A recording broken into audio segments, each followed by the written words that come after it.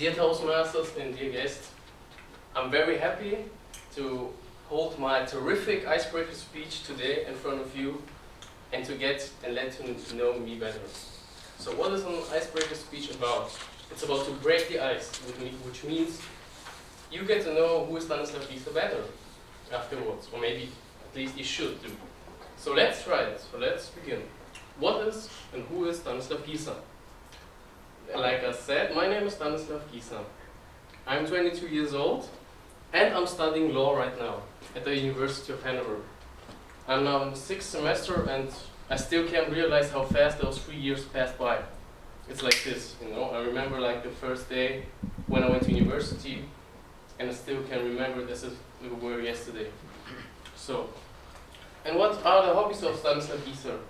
He likes to do workouts, he likes to do sports, and what else I like is, I like communication and everything that has to do with it. I don't know why I like it, but it's very interesting for me to get to know everything about communication. And so I like things that have to do with personal development, personal growth, and things like that. And from now on here, I want to ask the audience, does any one of you know a very famous creativity technique?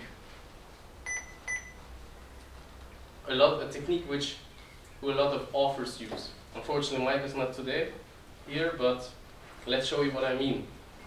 A lot of authors, what they do, they write the last page of the book, and then they write the first page. And the real creativity work is, how can those two pages fit together? So what I'm telling you is, if I die tomorrow, what I just told you will be my last page of my autobiography. It will be like 22 years old, working out and studying law. And let's see how does the first page look like and how can those two pages fit together actually. So, I was born in Moldova, a small country near Ukraine. And I moved to Germany when I was 2 years old. And I don't see myself Moldova as my origin, I just see it as my birthplace. But I see Hanover and Germany as my home. And from now here, how do I got to Germany? That's a very fun story to tell. So let's see how I moved to Germany and why.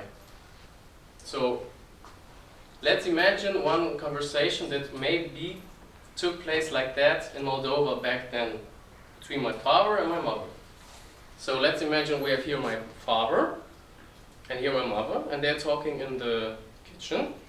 And please imagine it with a very heavy Russian accent, because they don't speak English at all. And for those of you who are not familiar with Russian accent, it will be something like, "Hey honey, how are you doing?" So, my father would be like here, "Hey honey, I don't know if it's the vodka or if it's just me, but I actually don't want my son to have to sell drugs if he wants to run away from poverty." So, this is probably something that my father said. And then my mother replied,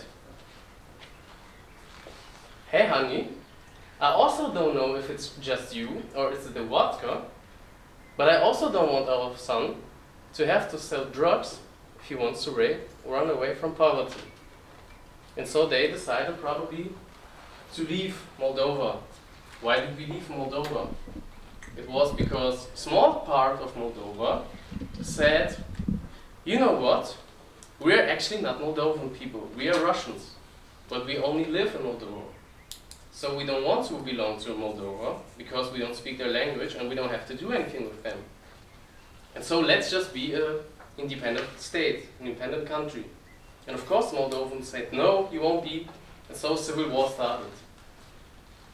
And what happened then? My father said, "You know what? My relatives all moved to Australia. So let's also move to Australia." And my mother said, "No, I don't want that. In Australia it's always very hot. And my relatives moved all to America. So let's all move to America." And what happened then? My father wanted to go to Australia, my mother wanted to go to the United States. And so my father said, you know what, honey? I learned German in school. So what? Do you know what we do now? Let's just move to Germany so that nobody gets what he wanted. And so it happened that my mother and my father moved from Moldova to Germany and raised me here. And this is why I'm here today. Because I was born there, but I still don't see myself as a real Moldovan or Russian. I see myself something in the middle. And this is what I like, because I think it's very great to be part of two cultures. It gives you more challenge. Thank you.